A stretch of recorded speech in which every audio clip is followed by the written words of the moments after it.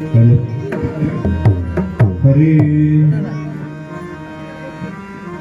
रामकृष्ण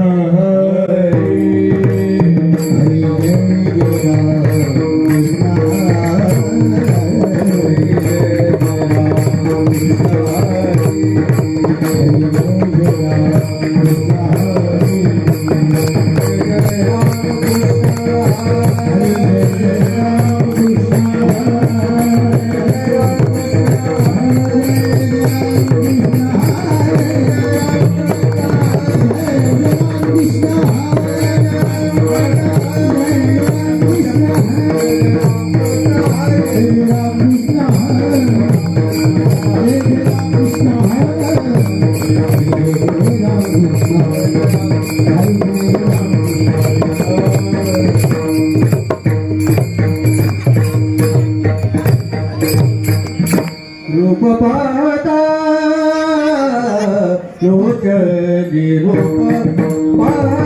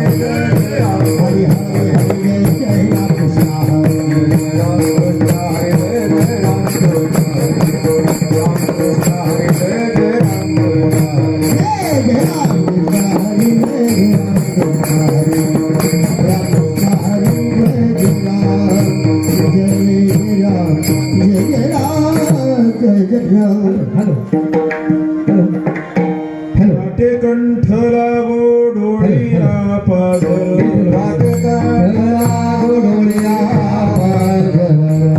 कंठ लागो डोळिया पाझर आमची अपार दृष्टीवरी वाटे कंठ लागो डोळिया आमची अपार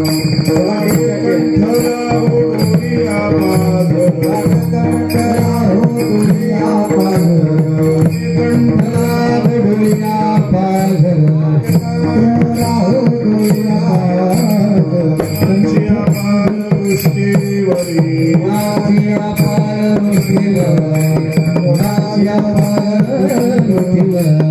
सुखे छंदे घेईन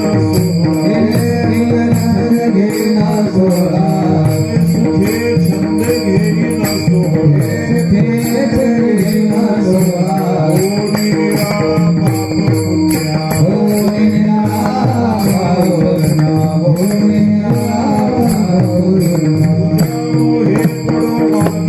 निराळा पाप पुण्या हे पडो मागिला विसर हे पडो मागिला विसर ताप सुस्वर करीन कंठ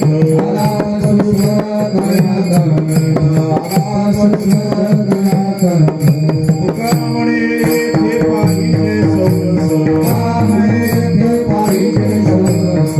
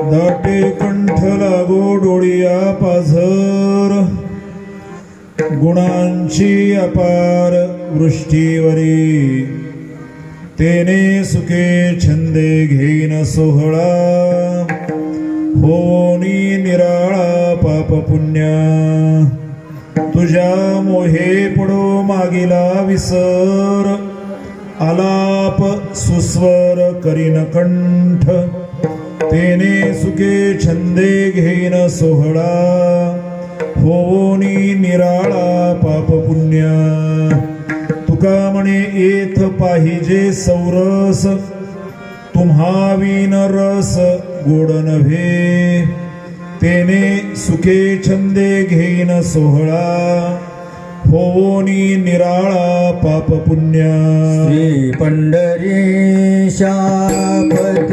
पावना श्री पंढरीशा पतित पावना श्री पंढरीशा पतित पावना श्री पंढरीशा पतित पावना एक वेदापना पाया पाते एक वेदापना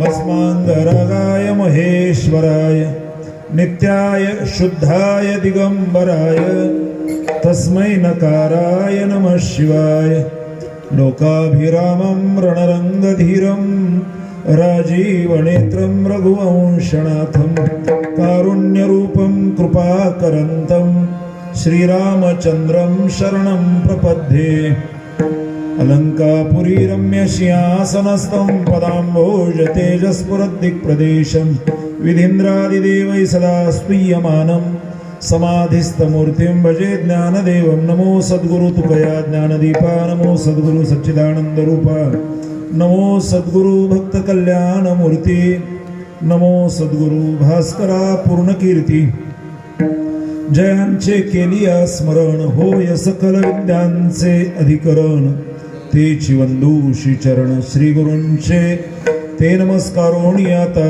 दाटे कंठ लागो डोळिया पाझर गुणांची अपार वृष्टीवरी तेने सुखे छंदे घेईन सोहळा होवोनी निराळा पापपुण्या प्रस्तुत चिंतन सेवेसाठी घेतलेला अभंग विश्ववंद्य संत श्रेष्ठ श्रीमंत श्री जगद्गुरु तुकाराम महाराज यांचा चारचरणाचा अत्यंत महत्वाचा आपलं पारमार्थिक स्वप्न अभिव्यक्त करणारा अभंग आपण कीर्तन सेवेसाठी घेतलेला आहे. कीर्तन सेवेचं निमित्त कीर्तन सेवेचं कारण सर्वांना ज्ञात आहे. वारकरी संप्रदायाचे थोर उपासक आणि या पंचक्रोशीच्या वारकरी संप्रदायाचं भूषण परमश्रद्धेय हरिभक्तीपरायण पंढरीच्या वारीचे निष्ठावान वारकरी काया वाचा मने जीवे सर्वस्वे उदार आणि बाप रखुमा देवरो विठ्ठलाचा वारीकर ही ज्ञानोबारायांनी केलेली वारकऱ्याची व्याख्या ज्या जीवनाला लागू पडते ते परमश्रद्धेय हरिभक्तीपरायण वैकुंठवासी बापूसाहेब तथा सगळ्यांच्या आपले तात्या अमृतराव कुंजीर यांच्या प्रथम पुण्यस्मरणाच्या निमित्तानं श्रद्धांजली समर्पित करण्यासाठी बापूंच्या विषयीचा पूज्यभाव अंतकरणामध्ये धारण करून आपण त्यांच्या पवित्र स्मृतीला विनम्र अभिवादन करण्यासाठी एवढ्या मोठ्या संख्येने उपस्थित आहोत. थोडी कदाचित मनात शंका असेल की हा अभंग कसा काय घेतला, याच्यासाठी केला होता अट्टहास किंवा शेवट तो भला बहु गोड झाला नरदेह पाचाचा अनिला उसना काळ सार्थक केला त्यांनी वगैरे काही असे अभंग ठराविक आहे, ठरलेले आहेत, तेच घ्यावेत असं काही नाही. परंतु शक्यतो ते कानपट असतात, श्राद्धाला हे घ्यायचे. हा काय अभंग घेतला, माझ्या डोक्यात 2-4 अभंग होते, हा घेऊ का तो घेऊ का तो घेऊ. माझं असंही मनामध्ये होतं की नसावे ओशाळ मग मानती सकळ. कशातही हात घालायची ज्याला सवय नसते त्याला सगळे मानतात. आषाढभूत जो नसतो नसावे ओशाळ मग मानती सकळ जावे तेथे पावे मान चाले बोलिले वचन. तो जिथं जाईल तिथं त्याच्या शब्दाला मान मिळतो. राहून येती बाकी ज्याचे दान त्याशी टाकी. सगळ्याचं दान देऊन तो मोकळा होतो आणि असा असलेला माणूस व्हावा वाटे जना तुका म्हणे साठी गुन्हा. हा अभंग घेणार होतो मी, कुणी अडवलं होतं महाराज तुम्हाला. मी आल्यानंतर आईंच्या डोळ्यातले अश्रू पाहिले आणि मग अश्रूंचाच अभंग घेऊ. आईच्या डोळ्यातल्या अश्रूने मला सांगितलं की हा अभंग घ्यायचा. विठ्ठल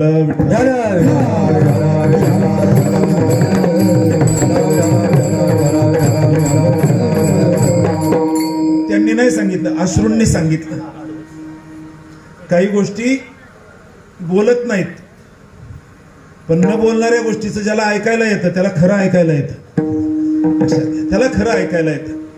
काही गोष्टी बऱ्याचशा गोष्टीच्या पलीकडच्या असतात. ओळीमध्ये लिहिलेलं कुणी वाचेल, जे लिहिलेलं आहे ते कुणी वाचेल, पण साहित्यामध्ये एक विचार असा येतो, रिडिंग बिटवीन द 2 लाईन्स. 2 ओळीमधल्या रिकाम्या जागा असतात, त्या रिकाम्या जागेतलं पण वाचायला लागतं. लक्षात घ्या, रिकाम्या जागेतलं वाचायला लागतं. 700 श्लोकांचीच गीता होती, ज्ञानोबारायांनी रिकाम्या जागेतलं वाचलं, त्याच्या 9000 ओव्या झाल्या. लक्षात घ्या, 9000 ओव्या झाल्या. आईंच्या अश्रूने खूप सांगितलं. बापूंनाच फोन केला. आता एका दशक्रिया होऊन बरेच दिवस झाल्यानंतर आदरणीय आनंदजी महाराज भेटले तांबे. बापूंचं कळलं का, म्हणजे कधी. आणि मग बापूंच्याच फोनवरून फोन. त्या आईंना बोलता आलं नाही, मग मुलीकडे दिलं. मी ह्या परिसरात आलो, इकडनं येतो, काहीतरी ट्रॅफिक काहीतरी गडबड झाली आणि पुन्हा तो काळही असा होता की जाणं येणं थोडं अवघड होतं. तो काळ म्हणजे फार 200 वर्षापूर्वीचा नाही, 1 वर्षापूर्वीचं पाहिलं तर. आणि त्याच्यानंतरही मार्च एप्रिलमध्ये आलेली भयानक स्वरूपाची लाट. एका एका घरातली 3-3, 4-4 माणसं गेलेत. बापूंचं अंतदर्शन घेता आलं नाही. बरं, चालत गेलेली व्यक्ती आणि पुन्हा परत आपल्याकडे आली नाही. काही काहींना विचार असतो की मग एवढं भक्ती करून एवढं दिंडे चालवून काय फायदा. परमार्थ केल्याने संकट टळत नाहीत, पण आलेली कळत नाहीत. अरे मरणाच्या अलीकडे ते देवाला जाऊन मिळालेले असतात. माणसं बराच विचार असतात, तिरका विचार मांडणारे असतात. लगेच ज्याच्या हाडातून परमात्म्याचं नाव येतं त्या चोखोबारायांचं गावाची भिंत कोसळली, त्या भिंती खाली गाडले गेले देवाचे भक्त. आणि त्या नामदेव महाराजांनी त्यांची हाडं गोळा करून आणल्यानंतर ती हाडं अशी बाहेर नाही ठेवली. आपल्याकडे काय होतं, बाहेर ठेवतात हाडं, मग करू असते विसर्जन. पण देवाने पितांबरामध्ये हाडं घेतले, हे नामदेवरायांनी लिहिलं. एवढा ज्या चोखोबारायांचा अधिकार, पण भिंती खाली गाडून जावं लागलं ना. लक्षात घ्या. बरं, त्याचा सक्का भाचा आहे अभिमन्यू. तो पाया पडताना सांगतो, मामा विजय भाऊ आशीर्वाद द्या. म्हणजे जा बाळा. मामाला माहिती होतं हे गेलेलं परत नाही येणार. बरं, त्याची बायको गरोदर आहे, तरुण येतो 25 वर्षाचा. जीवनामध्ये ज्या घटना घडणार आहेत त्या घडणारच आहेत, लक्षात घ्या, घडणारच. पण त्या भूमिकेकडे कोणत्या नजरेने पाहायचं. म्हणून आज तिथीनुसार 1 वर्ष झालंय. प्राणज्योत तुमची विझली बापू, प्रकाश नाही विझला हो. तुम्ही असताना दरवळलेला सुगंध नाही सरला हो. प्राणज्योत विझली असेल पण तत्वज्ञानाचा प्रकाश विझला नाही. आयुष्याचं फुल सुकून गेलं असेल तुमच्या, पण पुण्याईचा गंध तो मात्र अव्याहतपणे दरवळणार आहे.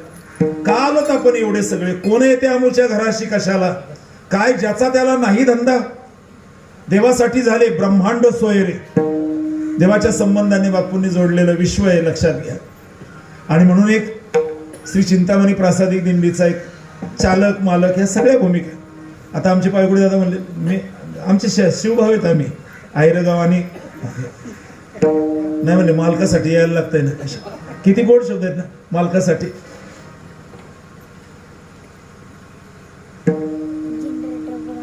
चार घरातली माणसं सांभाळणं अवघड असतं, 12 गावातली लोक सांभाळायची. बरं, सगळ्यांचं सगळं सांभाळायचं. भजन करायचं मन सांभाळायचं, जेवणाचं जेवण सांभाळायचं, सगळ्या गोष्टी. मार्गाधारे वर्तावे, ज्ञानोबा बोलतात. नेतृत्व करणाऱ्याकडे काय असावं लागतं, मार्गाधारे वर्तावे. विश्व हे मोहरे लावावे, अलौकिक नोहावे लोकांप्रती. मी कुणीतरी वेगळा आहे, एक्स्ट्राऑर्डिनरी आहे असा भाव न आणता त्या लोकांसारखंच होऊन त्यांनी कार्य केलं. आज त्यांचे सुपुत्र अशोकदादा असतील, सुधीरजी असतील, त्यांच्या सुकन्या सविताताई असतील, कविताताई असतील. किती व्याकुळता असते मुलीच्या जीवनामध्ये. अरे तुकोबारायांचं जाणं झालं त्यावेळेस नेमकी पोरगी तिथं नव्हती, भागीरथीबाई नव्हत्या तिथं. आणि तुकाराम महाराज काही एकटे नाही गेले गपचूप. म्हणे रामेश्वर सकळा पुसोनी, गेला तो विमानी बैसोनिया. सगळ्या गावाला सगळ्याला विचारलं, कर्मधर्म तुम्हा असावे कल्याण, घ्या माझे वचन आशीर्वाद. पण महाराजांचं पोरगी नेमकी कुठे गेली होती, काय शेतात काम कराय काय माहिती. आणि मग सगळे लोक घरी जाताना म्हणले, तू कुठे होतीस, तुझा बाप गेला की म्हणले वैकुंठाला. बरं, पोरगी सामान्य नव्हती. अनगडशा फकीराचा कटोरा कुणाच्याच बापाला भरता आला नाही, तिने भरला. बरं, चिमूटभर पिठाने भरला. ते अनगडशा फकीर आला होता ना कटोरा घेऊन. त्यावेळेस त्या भागीरथी आई ज्या आहेत तुकोबारायांची मुलगी, अशी ओंजळ घेतली भरून कटोऱ्यात. आई साहेबांनी असा हातावर फटका मारला, म्हणजे बापाच्या पुढची निघाली, एवढी देतात असतात. मग ते सगळं सांडलं, थोडी चिमूट घेतली त्या कटोऱ्यात टाकली, तो कटोरा ओसंडून वाहिला होता. हा ज्या मुलीचा अधिकार, आणि त्या मुलीने आक्रोश केलेला आहे. बाबा गेले कोण गावा, बाबा गेले कोण्या गावा, गेले कोण्या गावा, बाबा गेले कोण्या गावा, गेले कोण्या गावा, बाबा गेले कोण्या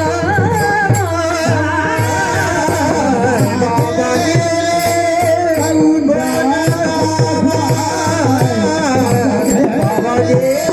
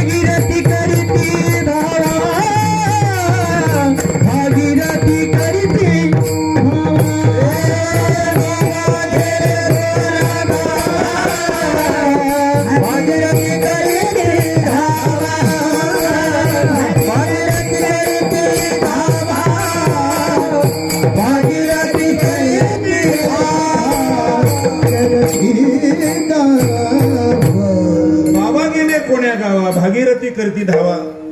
तुकोबारायांचं वैकुंठ गमनाचं जे मंदिर आणि पलीकडच्या तीरावरती येलवाडीला ती मुलगी दिली, तिथं मुलीचं मंदिर आहे. जगाच्या इतिहासामध्ये एकमेव गोष्ट अशी की लेकीचं बापाचं आणि मुलीचं मंदिर नदीच्या तीरावर, एका आईला तीराला बापाचं मंदिर आणि पहिलं तीराला मुलीचं मंदिर. माझा मुद्दा इथं थांबलेला नाही. कुठं गेले बाबा, हा अभंग लिहिलेला आहे तिथं. म्हणजे मला न विचारता कसे काय गेले, मी त्यांना भेटल्याशिवाय नाही म्हणले उठणार इथं. म्हणजे गेलेलं परत कुणी येत नाही बाई, बस झालं तुझं. तिने आनंद डोहामध्ये उडी घेतली, डोहात उडी टाकली पोरीने. काही गोष्टी विश्वास बसत नाही म्हणून मी सांगत नाही. माशांनी घुसळीत येऊन काढले, म्हणजे मासे कुठे होते महाराज. 81 साली डॉक्टर सदानंद मोरे यांनी लिहिलं की नदीचं प्रदूषण झालं त्यावेळेस माणसाच्या आकाराचे मासे 81, फार दिवस नाही झाले, 40 वर्षापूर्वी ते मासे मरण पावले. त्यावेळेस माणसांना जाळावेत अशा स्वरूपाचे मासे मारले. तर त्या काळात तर किती ते मोठे मासे असते. लोकांनी काढलं तिला, तिथं ते चलबाई नाही म्हणले, ते आल्याशिवाय मी नाही येणार. काय निग्रह असतो. 3 दिवस 3 रात्री पोरगी उपवाशी राहिली. बाकी म्हणले भूक लागल्यावर चट उठल. नाही झालं तसं. 3 दिवस 3 रात्री म्हणून नंतर कुणीच नव्हतं. आणि त्या मुलीचा आवाज सांगितला जातो साहित्यामध्ये, अंगणातून प्रांगणात, प्रांगणातून पटांगणात, पटांगणातून तारांगणात, तारांगणातून रणांगणात, असा चढत्या श्रेणीने गेला. आणि वैकुंठामध्ये स्थित असलेला बाप हल्ला, माझं लेकरू मला बोलवतंय म्हणून तुकोबारायांचं पुन्हा येणं पंचमीला झालं. बीजेला गेले आणि पंचमीला आले. आणि डोळ्याची झापडं अशी पडलेली होती. एकटीच पोरगी होती इंद्रायणीच्या तीरावरती. हात लावला तुकोबारायांनी. 2 माणसांनी धरून उठवावी. स्पर्श झाल्याबरोबर ताडकन उठली, गळ्यामध्ये पडली, दुमशा रडायला लागली. मला न विचारता कसे काय गेले, अमुक झालं तमुक झालं. इतके दिवस कसे काय लावले. तुकोबाराय बोलले, दुरुणी आलो मी का, फार लांबून आलो बाळा. आणि मी संत म्हणून नाही आलो, मी बाप म्हणून आलोय. मी बाप म्हणून आलो. चल बरं जेवायला काहीतरी कर. मग पोरीने म्हणे शेवयाचं जेवण केलं. आजही पंचमीला शेवया तुकोबारायांच्या त्या स्मृतीप्रित्यर्थ केलं जातं. इंद्रायणीचं पाणी, येलवाडीच्या शेवया आणि भागीरथी बाई घालती बापाला जेवया. हिथही गोष्ट नाही थांबली, आणि पुढचं सांगायचंय मला. आणि मग शेवटी तुकोबाराय बोलले, बाळा संसार आहे, अवघाची आकार ग्राशीला काळे, सगळं काळाने ग्रासलेलं आहे. असं तू आता माझं एक सांगणं आहे तुला, ऐकशील बाळा. हो ऐकेल ना बाबा, बोला नाही. म्हणले तू कधीही मला आता परत बोलू नको. आणि त्यावेळेस त्या मुलीचे उद्गार आहे, ठीक आहे बाबा, तू म्हणतो ना परत बोलू नको, आता तू पण एक कर, तू सुद्धा गेल्यासारखं करू नको. तू सुद्धा गेल्यासारखं करू नको. तुकोबारायांनी लिहिलं, नाही मी जात बाळा, तुकी उतराला विश्वी भरून राहिला लोका. मला तुकोबारायांचं चरित्र नाही सांगायचं, मला थोडं बापूच मांडायचे, लक्षात घ्या. जाते नाही यहाँ से कोई दूर चल के, मिलते हे फिर कपडे बदल के. आज बापूंचं येणं आहे, लक्षात घ्या. हा आमंत्रणाचा दिवस आहे. श्राद्ध म्हणजे गेलेला दिवस फक्त साजरा करायचा असं नाही. त्या सूक्ष्म जीवात्म्याचं पहाटेपासून इथं उपस्थिती असते सूक्ष्म रूपामध्ये. काय म्हणतात हे तुम्हाला बरं सांगायला आहे, दिसत नाही म्हणजे आपलं म्हणायचं सूक्ष्म रूप द्यायचे आंधळी मीटिंग ठेवून. भगवान बोलतात 15व्या अध्यायामध्ये बोलतात की यद्गत्वा न निवर्तन. त्या 15व्या अध्यायामध्ये बोलतात उत्क्रमंतम स्थितम वापी भुंजानन वा गुणातीतम विमूढा नानु पश्यंती ज्ञानचक्षुषा. विमूढ असलेल्या माणसाला, मूर्ख असलेल्या, अज्ञानी असलेल्या, अनाधिकारी माणसाला सूक्ष्म असलेला जीवात्मा दिसत नाही. मग दिसतो कोणाला? विमूढा नानु पश्यंती म्हणजे दिसणं. पश्यंती मग दिसतो कोणाला? पश्यंती ज्ञानचक्षुषा, ज्ञानाच्या डोळ्यांनी सगळं दिसतं. आपण ज्ञानोबारायांच्या समाधी सोहळ्या ऐकतो. मग नामदेव महाराजांनी सगळं वर्णन केलंय. देव आले, किन्नर आले, गंधर्व आले, शंकर आले, आपल्याला कोणीच नाही आलेले दिसले, त्यांना सगळे दिसले. ज्ञानाचा डोळा आहे, लक्षात घ्या. आज बापूंचं सूक्ष्म रूपाने अवतरण आहे, लक्षात घ्या. आणि त्यांच्या अकाली जाण्याने 70 वर्षाचं आयुष्य लाभलं त्यांना. काय होतं, काही माणसं आसून नसल्यासारखी असतात. चांगलं वाक्य वाचायला मिळालं. काही माणसं आसून नसल्यासारखी, पुढचं बोलू का? काही माणसं नसून असल्यासारखी असतात. याला तुका म्हणे एका मरण्याची सरे आणि उत्तमाची उरे कीर्ती मागे. केलेल्या सत्कर्माच्या माध्यमातून कीर्ती राहत असते. कीर्ती नुसत्या फ्लेक्सनी नाही होत, कीर्ती जाहिरातीने नाही होत. शास्त्राने सांगितलं पुण्यानुसारिणी लक्ष्मी, विद्याभ्यासुसारिणी, नंतर कर्मानुसारिणी बुद्धी, कीर्ती त्यागानुसारिणी. समर्पण करावं लागतं. आजचा विषयच मुळामध्ये समर्पणाचाच आहे. कारण की 3 गोष्टी महत्वाच्या असतात. एक असतं अर्पण, एक असतं तर्पण आणि एक असतं समर्पण. अर्पण म्हणजे काय? आपल्या जवळच्या वस्तू कोणाला तरी देणं याला अर्पण म्हणतात. पण आपल्या जवळच्या वस्तू आपल्या आई वडिलांसाठी देणं याला तर्पण म्हणतात. आणि आपणच समाजाला देऊन टाकणं स्वतःला याला समर्पण म्हणतात. लक्षात घ्या, याला समर्पण म्हणतात. अर्पण, तर्पण आणि समर्पण. अर्पण करणारी माणसं असतात काही, तर्पण करणारी माणसं असतात काही, पण स्वतःचं जीवनच संप्रदायाला ज्यांनी समर्पित केलेलं होतं अशा स्वरूपांचं बापूंचं जीवन होतं. आणि अशा एका समर्पित असलेल्या जीवात्म्याला चिरशांती म्हणायचीच नाही. बापूच्या आत्म्याला शांती लाभो. का हो महाराज, असं काय झालं तुम्हाला? उद्धाराचा संदेह नाही याच्या काही सेवका, अरे पांडुरंग अभिमानी जीवदानी कोवसा. परमात्म्यालाच त्या भक्ताचा अभिमान असतो. आणि म्हणून बापूंच्या पवित्र स्मृतीला अभिवादन करताना एवढंच म्हणता येईल, गेले दिगंबर ईश्वर विभूते, दिगंबर ईश्वर विभूते, गेले दिगंबर ईश्वर विभूते, गेले दिगंबर ईश्वर विभूते, राहिला त्या कीर्ती जगामाची, राहिला त्या कीर्ती जगामाची, राहिला त्या कीर्ती जगामाची, राहिला त्या कीर्ती जगामाची. गेले दिगंबर ईश्वर विभूती, राहिला त्या कीर्ती जगामाची, राहिला त्या कीर्ती जगामाची, राहिला त्या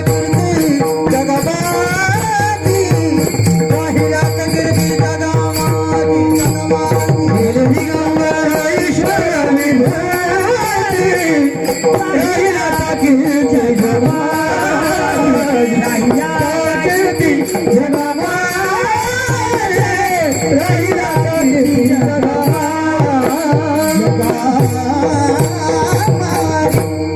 ज्ञानेश्वर महाराज ही सगळी भावंड गेल्यानंतरचा हा भंग आहे. गेले दिगंबर, गेले निघून, ईश्वर विभूती. मग काय राहिलं पाठीमागं? राहिल्या त्या कीर्ती जगामाजी. वैराग्याच्या गोष्टी ऐकिल्या कानी, आता ऐसे कोणी होणे नाही. काय शब्द. आणि म्हणून जाण्यासाठी तर आलेलो आहोत आपण सगळे. इथला सूर्यच मुळामध्ये उगवतो कशाला? मावळण्यासाठी. इथला चंद्रच मुळामध्ये आहे क्षयरोगी. ज्ञानोबरायांचे उद्गार आहेत. अरे इथला सूर्य उगवतो तो मावळण्यासाठी. इथलं आयुष्य वाढतं, लोक म्हणतात वाढतं नाही, घटत असतं, पण त्यालाच लोक वाढदिवस म्हणतात. काय करावं म्हणे.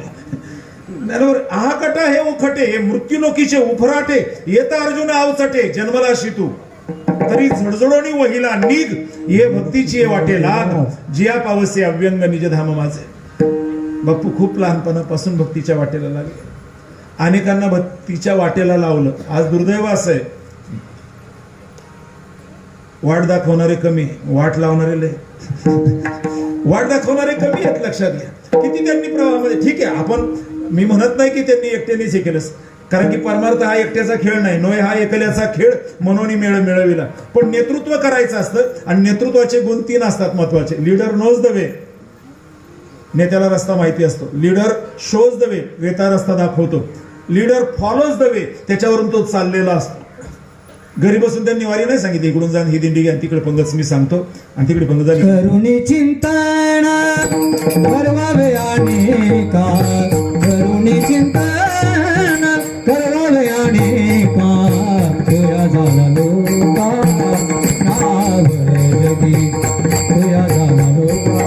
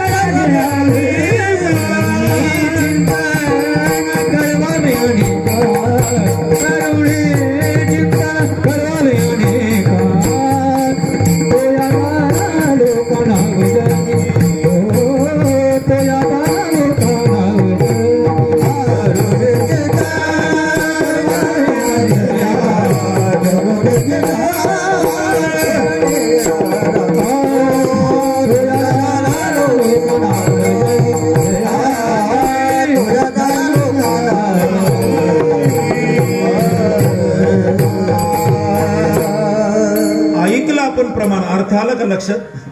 करवोनी चिंतन, स्वतः चिंतन करायचं, करवावे अनिका, अनेकांना चिंतनामध्ये जो प्रवृत्त करतो तो या झाला लोका नाव जगी. म्हणजे काय? तो या लोकांची नाव होतो. नाव कशाची असते? पाण्यामधून तारते तिला नाव म्हणतात.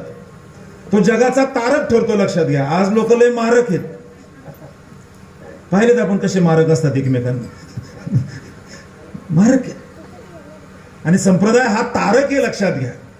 मारामाऱ्या काय करायच्या? ज्ञानदेव म्हणे तरलो तरलो आता उद्धरिलो गुरुकृपे. आणि नेता नेतृत्व दिंडी चालक दिंडी मालकाने नावेसारखंच असावं. फार चांगला आला होता विचार माऊली. म्हणजे काय होतं? म्हणजे नाव पहा ना, नाव काही काही ते नाव प्लॅस्टिकचे असतात ना.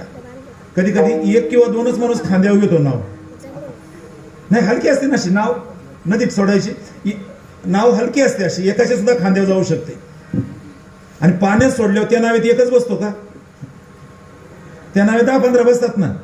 बरं, उचलायला एकटा उचलू शकतो आणि तिच्यामध्ये 10-12 जणांना तो परत पलीकडे नेऊ शकतो. मला त्या नावेचं नाही सांगायचं. नेता असा हलका असावा, त्याला सहज उचलता यावं, पण त्यांनी सगळ्यांना पलीकडे न्यावं, सगळ्यांना पलीकडे न्यावं. लक्षात नाही तर नेताच जर जड असेल, जड म्हणजे शरीराने नाही म्हणत, हवा आता त्याला दिलंय पण ते हलाना जागे आता काय करा, काढताय येते ना त्यांना. नेता नावासारखा असावा. नाव उचलायला एकट्याला हलकी, पण तो सगळ्यांना घेऊन जातो. भवतारावया उत्तम हे नाव भिजवण्याआधी हात पाव काय, हे केलेलं नेतृत्व आहे त्यांनी. समाजाभिमुख असलेले व्यक्तिमत्व. म्हणून बापू खरंच इकडं पहिले हे टोल फाडायचे ना फार. टोल नाके आपल्या इथल्या कवडेपाटच्या. ते मग विचारायचं कुठे चालले? बापूसाहेब गुंजेर. हा मजा काय ते कुणाकडून काय आयडी काय वापरायचे. मी आता मगाशी बोललो. ठीक आहे आता बंदच झाला तो, पण त्यावेळेस येताना काय 10-20 रुपये सुद्धा जड वाटायचं ना. वाचलेलं वाचलं. बरं असतं. माणसं तशी 10 लाखाच्या 50 लाखाच्या गाडीत फिरतील, पण 50 रुपयासाठी लय भांडत बसते. ते पण नको तिथं काही वेळेस फाडत राहतात. जाऊ द्या, एकमेकांच्या चुका आहेत असू द्या. मला सांगण्याचा भाग अशा स्वरूपाचा की खूप लगबग असायची बापूंची. काम आवडताना कधी अशा तिरकी टोपी, मग इकडं पळ तिकडं पळ, अमुक तमुक.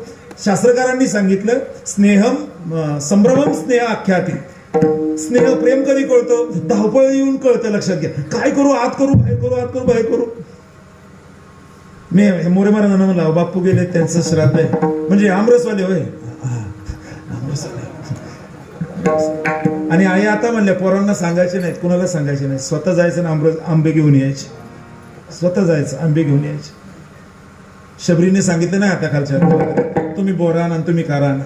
शबरी स्वतःच गेले. निवड करायची आपल्याला ज्याला. म्हणून बापूंचं सगळ्या वारकऱ्यांवर प्रेम. महिला कीर्तनकार असणार त्यांना साडी चोळी करून, लहान असेल तर मुलीसारखी, मोठी असेल तर आईसारखी, यासारखं सगळ्यांवर त्यांनी प्रेम केलं. मी आता हे सगळं वर्णन तुम्ही म्हणसाल लयच बापूंना मोठं केलंय. हे गेल्यानंतर भाकड म्हशीला 10 शिरदूत नाही, नाही तर बऱ्याच वर्णन असतं. याचा आपण ही वास्तवता आहे लक्षात घ्या. का सज्जनाचं सांगू नये? एक वाक्य आहे चांगलं. दुर्जनाला दुर्जन म्हणणं हे चांगलं आहे.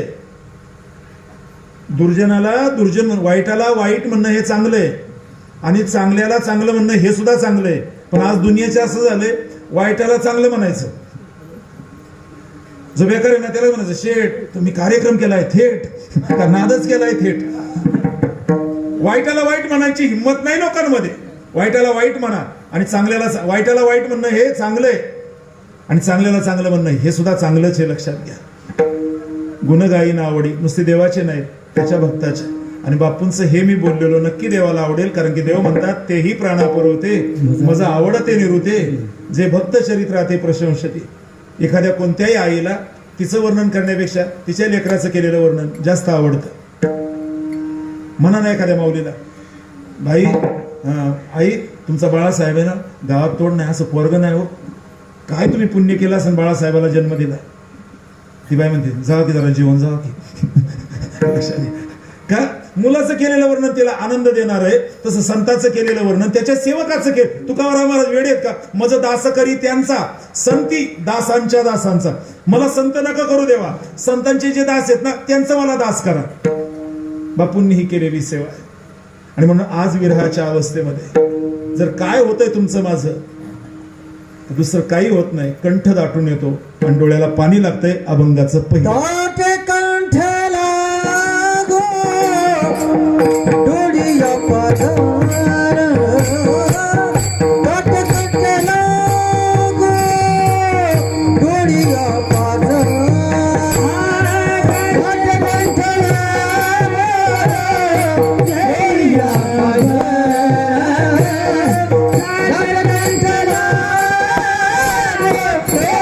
डोळिया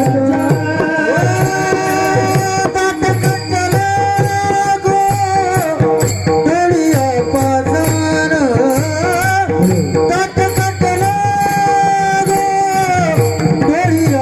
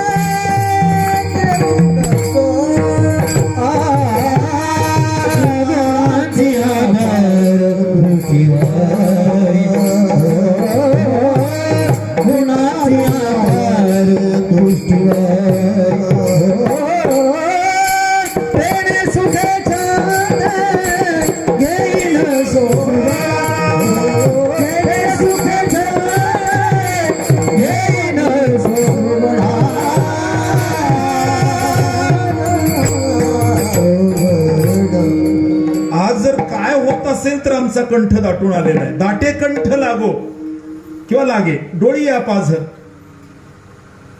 जिथं शब्द थांबले जातात तिथं अश्रू निर्माण होतात. लक्षात घ्या. शब्द थांबले की मग अश्रूची भाषा सुरू होते. परमोच्च आनंद सांगायचा आहे, अश्रूंनी सांगता येत. आणि पराकोटीचं दुःख सांगायचंय, अश्रूंनी सांगता येतं. लक्षात घ्या, अश्रूंनी सांगता येतं. माणसं आले आले बोलत नाहीत, आले आले धाई मोकळून रडतात, मोकळी होतात आणि मग शब्द फुटत असतात. अश्रू प्रचंड मोठी ताकद आहे. लक्षात घ्या. कंठी प्रेम दाटो सदा आनंदाचे रोमांच, चिंतनाचा लवला हो अहो तुमच्या विठ्ठले. सांगण्याचा भाग अशा स्वरूपाचा. जगातले जे जे सगळे सोहळे झाले ते अश्रूंनी सजलेले आहेत. लक्षात घ्या. आणि कबीरांची भाषा सगळ्यांना माहिती आहे. अरे म्हणजे जगाच्या डोळ्यामध्ये 4 अश्रू येणं ही आपल्या जीवनातली सगळ्यात मोठी कमाई आहे. कबीरा जब तुम पैदा होए जग हसे तुम रोए. आम्ही जन्माला आलो त्यावेळेस जग हसत होतं. पेढा झाला, बर्फी झाली म्हणून हसत होतं. आयसी करणी कर चले आणि आपण रडत होतो. आणि नाही रडलं तर माणसं चिमटा काढून रडवतात आपणाला. आपली एंट्रीच रडत रडत होते. कबीरा जब तुम हसे आयसी करणी कर चले. आता जाताना मात्र असं कर, तू हसे, तू हसत जावं आणि जग रोये. जगाच्या डोळ्यामध्ये अश्रू यावेत. काय यावेत, काय येतं अश्रू? याचं कारण जर काही असेल तर समाजाला घडवणार, एक पोकळी निर्माण करणार. एखाद्या परिसरामध्ये आपण गेलो आणि एकदमच असं मोकळं मोकळं दिसलं की मग म्हणतात काय होतं, काय बदल झालाय? अहो म्हणजे फार दिवसातून आलात तुम्ही. तिथं झाड नव्हतं का मोठं, ते पडलं. ते झाड पडल्यामुळे तिथं पोकळी निर्माण होते. पोकळी कोणाच्या जाणीने निर्माण होते? झुडूप तुटल्यावर नाही पोकळी निर्माण होत. जी माणसं मुळातच भरीव असतात ती गेल्यावर पोकळी निर्माण होते. आणि काही पोकळच असतील तर काहीची पोकळी निर्माण होते. बापूंचं काम भरीव होतं. त्यांची स्वतःची व्यक्तिगत साधना चांगली होती. सगळ्या उत्सवामध्ये ते असत. हरिपाठ असेल, त्याच्यानंतर काकडा असेल, त्याच्यानंतर तुमचं प्रवचन असतील, कीर्तन असतील, दिंडी सोहळा, तर हा आनंददायी सोहळा. नामसप्ताह असेल, सगळ्या असलेल्या सगळ्या कीर्तनकारांशी असलेलं साहित्य. आळंदी देवस्थान असेल, संभाजी महाराजांनी म्हणावं कळलंच नाही आम्हाला, वसंतरावांनी नाही बोलले आम्हाला. काय ठीक आहे, दवपळीमध्ये काय कोणी काय मुद्दाम टाळलं वगैरे असं काही नाही. परंतु इतकं आपण सगळं सुन्न झालं होतं की कुणी कुणाला कळवायचं, कुणी कुणाला सावरायचं, कुणी कुणाला आवरायचं. अशा एका भयानक काळातून आपण सगळे गेलेलो आहोत. सगळ्यांशी सायुज्य जपणारा, सगळ्यांशी परमार्थाची नाळ जोडणारा माझा भाव अशा स्वरूपाचा आहे की अशा व्यक्तितत्वाच्या निमित्ताने. अरे ज्ञानोबा समाधीला बसल्यानंतर देवाच्या डोळ्यात पाणी येतं. हे ज्ञानोबांच्या जीवनाचा सर्वोच्च मोठा कळस. लक्षात रुक्मिणी आई साहेब विचारतात, स्वतःचं यादव कुळ संपलं. म्हणले हसत होते तुम्ही. देवानी स्वतःची कुळ मेलेलं पाहिलं बरं का स्वतःचं. काही केलं नाही, आडीवर टाकून म्हणलं मरू दे, असली गेली चालली. मला नंतर गेल्यानंतर तुझ्या कुळातली बेकार लोक होते असं कोणी म्हणायला नको म्हणून स्वतःच्या डोळ्यांनी स्वतःच्या मुलांचा संवार पाहिला. अजिबात डोळ्याला टिबा आला नाही. म्हणजे माऊली तर समाधीला बसणार आहेत, ते काय काय जाणार नाहीत. तसंच शरीर आहे. कैवल्यासारखं अत्यंत तेजस्वी ओजस्वी शरीर माऊलींचं आजही तसंच आहे. आणि देव बोलतात मग तुम्ही तुमच्या डोळ्याला पाणी का. देव म्हणती रुक्मिणीशी, हाची एक योगी देखील नयनी. माझ्या डोळ्याला का पाणी येतं, याच्यासारखं लोकोत्तर जीवन मी पाहिलं नाही. कर्ण गेला त्यावेळेस देव रडत होता. अर्जुन म्हणला तू मला कळतच नाही देवा, कर्णाला बाण मी मारत नव्हतो, त्याचं रथाचं चाक गुतलंय, बाण मारणं योग्य नाही. तुम्हाला म्हणतो मार बाण, आणि बाण मारल्यावर कर्ण गेल्यावर तू काय रडतोस, तुझं कळतच नाही मला कृष्णा, का रडला. म्हणले कर्ण जरी विरोधी पक्षातला असला, कर्ण गेलं जगातलं औदार्य निघून गेलं. काय भाषा. कर्ण गेला जगातली दानत निघून गेली, दातृत्व निघून गेलं. देवानी सुद्धा रडावं. अशा पद्धतीने जगता येतं. लाईफस्टाईल असते बघा.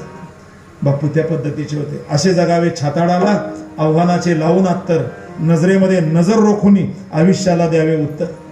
पाय असावेत जमिनीवरती. किती मोठे वा पाय जमिनीवर असावे. काहींचे पाय जमिनीवर नाहीत, त्यांना जामिनावर आणावं लागतं. पाय असावेत जमिनीवरती, अंबर कवेत घेताना, ओठावरती हसू असावे काळीच काढून देताना. संकटांना सांगावं ठणकावून, या आता 72, नजरेमध्ये नजर रोखून आयुष्याला द्यावे उत्तर. अद्भुत लिहिलंय पाय.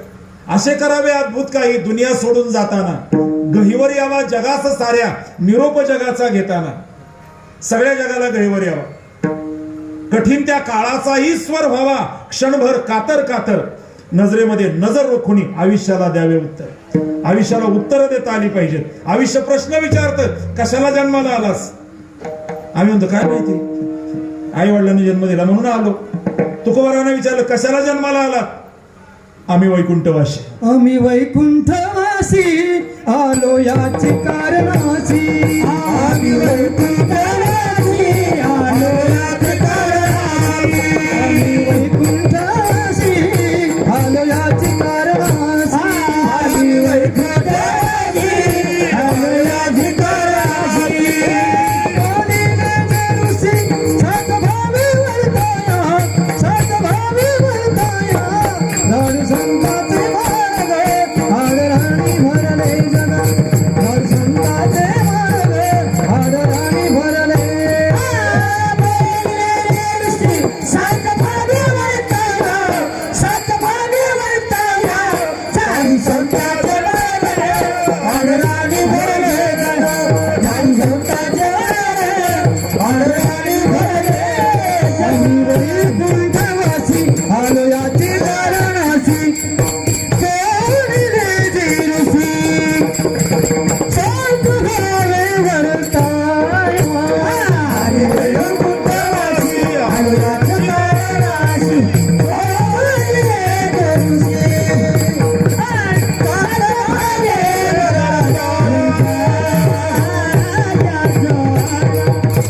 आम्ही वैकुंठवासी आलो याच कारणाशी.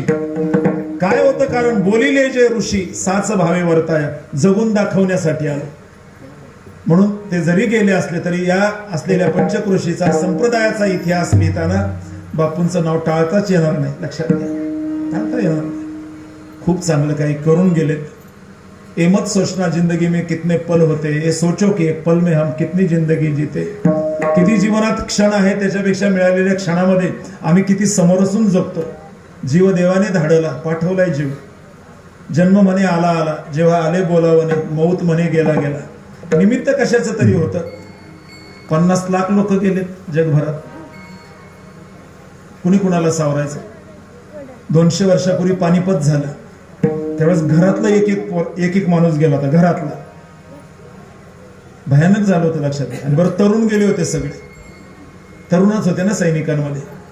पानिपत झालं, ते कुरुक्षेत्राच्या जवळ येते पानिपत. तिथं कालाम म्हणून झाड आहे आणि सगळे आपल्या सगळ्या मराठी सैनिकांचे त्या स्मारक आहेत. कालाम का म्हणतात म्हणजे याला काळे आंबे येतात ते रक्तच खाली म्हणजे जमिनीमध्ये इतकं गेलं की म्हणजे त्या आंबे सुद्धा कालाम त्याला नावच आहे कालाम म्हणून गेले असाल कुणी आपण पानिपतला विषय नाही लोक कशाचा आहे अर्थ कुठेही लावतात तो तसाच खरा असतो असं नाही पण भावना त्याच्या पाठीमागे जोडलेली असते कालाम म्हणजे दुःख इतकं होतं की तिथं झाडाला सुद्धा फळं म्हणजे काळीच येतात कापला की आतून आंबा काळा निघतो शेंगडावर गेल्यावर म्हणते ती लाल फुलं आहेत म्हणजे कशाची तानाजी मालुसऱ्यांचं रक्त सांडलं ठीक आहे लाल फुलं येतात पाठी गवत येतं आता परवा आम्ही वृंदावनला जाऊन आलो म्हणजे इतकं खारं पाणी आहे म्हणजे का गवळणी कृष्णासाठी फार रडले बऱ्याच ठिकाणी खारं पाणी आहे बोरचं नाही पण भावना त्याच्यासाठी जोडलेल्या असतात त्याच्याबद्दल मला बोलायचं पण त्यांच्या प्रेमाची चरण सीमा अश्रूंनीच सांगितली ज्यावेळेस कबीर महाराज असे नामस्मरणाला बसायचे आनंदाचे अश्रू डोळ्यातून यायचे बाकीचे शिष्य म्हणायचे वा वा केवढा प्रेमी महात्मा आहे त्यावेळेस कबीर म्हणायचे कशाला बोंब मारता माझ्या नावाने कबीर कबीर क्या कहते हो जाओ जमुना तीर एक एक गोपी के प्रेम में बह गए कोटी कबीर आणि त्यांनी इतकं प्रेम केलं इतका अश्रुपात त्यांच्या डोळ्यातून झाला की त्या अश्रुपातामध्ये कोट्यवधी कबीर वाहून जातील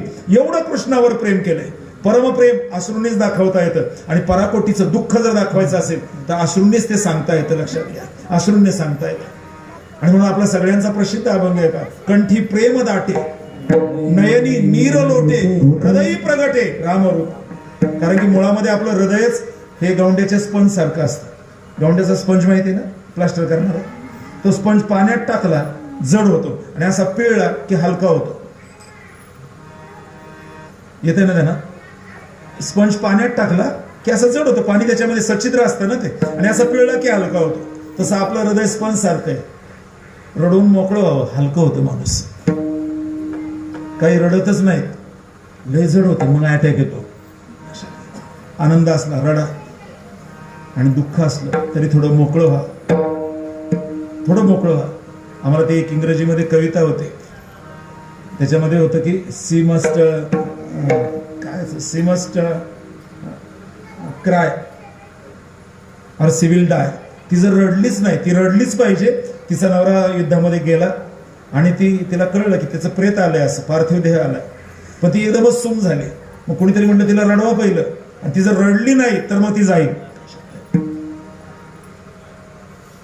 मरण आणण्याचं काम अश्रू जर रोधून ठेवले तर ते मरण येतं आपण मोकळं व्हावं त्यांच्या सगळ्या आठवणींनी मोकळं व्हावं आणि म्हणून हे प्रभू एक करा त्यांच्या आठवणींनी आमच्या जीवनामध्ये दाटे कंठ लागे डोळी पाझर सगळी गुणसंपदा आज आम्हाला आठवते गुणांची अपार वृष्टीवरी त्यांच्या सगळ्या सद्गुणांची वृष्टी होते ते दानशूर होते ते भजनप्रेमी होते ते धार्मिक होते ते नामधारक होते ते पंढरीचे वारकरी होते ते अन्नदाते होते ते सगळ्यांशी प्रेमाने बोलणारे होते ठीक आहे अरे माणूस हे कमी जास्त गुणदोष त्याच्यामध्ये असतात परंतु सद्गुणांचे असते व्हावा वाटे जना तुका म्हणे साठी गुणा समाज सद्गुणांचा भुकेलेला आहे ही अशी चांगली माणसं लवकर जातात ना तेव्हा नामदेव महाराज म्हणतात देवा असा खेळ परत करू नका अकल्प आयुष्य व्हावे तया कुळा माझी या सकळा हरीच्या दासा इथं हरिदास मिळत नाही मिळाले तर नेतृत्व करणारे मिळत नाही आणि ते जर असे लवकर गेले तर समाजाने कोणाच्या पाठीमागे जायचं म्हणून देवा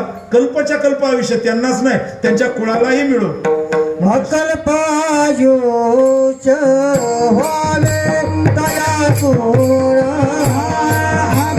अकल्पायुष व्हावे तया कुळा अकल्पायुष व्हावे तया कुळा अकल्पायुष व्हावे तया कुळा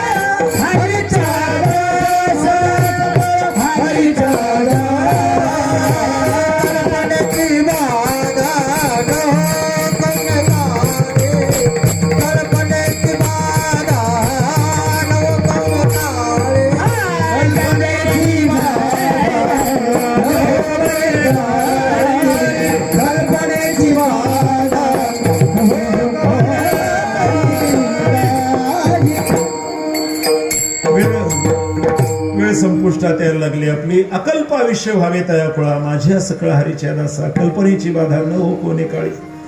आणि जगातली जी जी मोठी माणसं झाली ती फार लवकर गेली लक्षात घ्या. बघा तुम्ही नसता नजर टाका जरा. ज्ञानेश्वर महाराज 22 वर्ष, तुकाराम महाराज 41 वर्ष, चुकून तो म्हातारा तुकोबारायांचा फोटो दिसतो 41 वर्षात गेले. जिजाबाई साहेब 5 महिन्याच्या गरोदर होते. नारायण महाराज आले त्यांच्या पोटी जन्माला. नारायण महाराज म्हणजे मूर्तिमंत ज्ञानोबरायांचा अवतार. आणि तुकोबारायांनी जाणलं की ज्ञानोबराय माझ्या पोटी जन्माला आले तुकोबारायांची सेवा करायला. म्हणजे माऊलींनी आपली काय सेवा करायची त्याच्या आधीच निघून जाऊ आपण. काय भाषा आहे, भाव आहेत बरं काय. तुकाराम महाराज 41 वर्ष, ज्ञानोबराय 22 वर्ष, अजून कोण घेतात सावता महाराज 45 वर्ष, सावता बाबांना 45 वर्षाचा आयुष्य. छत्रपती संभाजी महाराज 32 वर्ष. काय कीर्ती आहे. तुकाराम महाराज आपलं शिवाजी महाराज 50 वर्ष, राजर्षी शाहू महाराज 48 वर्ष, शंकराचार्य 32 वर्ष, स्वामी विवेकानंद 39 वर्ष. कशाबद्दल बोल. ठीक आहे, म्हणजे मी म्हणत नाही की सगळ्यांनी पटापटा जावं. नामदेव महाराजांची इच्छा आहे पटापटा नाही जावं. त्यांनी लाखो वर्ष, 100 काय म्हटले वर्ष, 1 कल्प 1 लाखाचा असता. अशा अकल्पच्या अकल्प आयुष्य त्यांच्या कुळाला मिळावे. चांगल्या माणसाच्या जगण्यामध्ये अनेकांच्या उद्धाराची भूमिका दडलेली असते. लक्षात घ्या, भूमिका दडलेली असते. आणि म्हणून मी मगाशी बोलून गेलो की जीव देवाने धाडला जन्म म्हणे आला जेव्हा आले बोलावणे मौत म्हणे गेला गेला नाही सरळ सरळ जीवा तुझं येणं जाणं घडला मुक्काम त्याला म्हणत रे जीन आला श्वास गेला श्वास जीवा तुझं रे तंतर अरे जगन मरण एका श्वासाचं अंतर जग जग माझ्या जीवा असं जगन तोलाचं उच्च गगनासारखं धरित्रीच्या मोलाचं. धरित्रीचं मोल असावं, त्याला गगनाची उंची असावी, बोगस नाही जगायचं. लक्षात घ्या. ते ताजुद्दीन बाबा मुस्लिम शेवटचं प्रमाण होतं. तुका म्हणे येते भजन प्रमाण काय थोरपण जाळावे ते असं पण नाही काय थोरपण जाळावे ते एवढं म्हणले खाली बसले. बाकीचं मोठे पण असेल पण भजन या शब्दाचा अर्थ नव्हतं टाळपखवाजावरचं गायन नाही. भजन या शब्दाचा अर्थ सेवा. शेवटच्या श्वासापर्यंत ज्यांनी केली, वारकरी जीवनावरती ज्यांनी प्रेम केलं आणि त्यामुळे आमच्या डोळ्याला कंठ दाटून आलेला आहे, डोळ्याला पाझर आलेले आहे. मगाशी बोलून गेलो की जगातले सगळे सोहळे अश्रूंनी सजलेले आहेत. अरे 50 लाख नाही तर कोटी खर्च करा मुलीच्या लग्नाला. मुलीच्या लग्नातला किंवा मुलाच्या लग्नातला त्या लग्न सोहळ्यातला सगळ्यात मोठा जर क्षण, पवित्र क्षण जर कोणता असेल, मुलीची बोळवण होते. आई तर कायमच रडत असते. मुलीचं ठरलं नाही तरी रडते. कुठे बसला आईचा बरं रडल्यावर ठरते की ताई आता जाणार आहे. लग्नाच्या दिवशी तर गोंधळच असतो.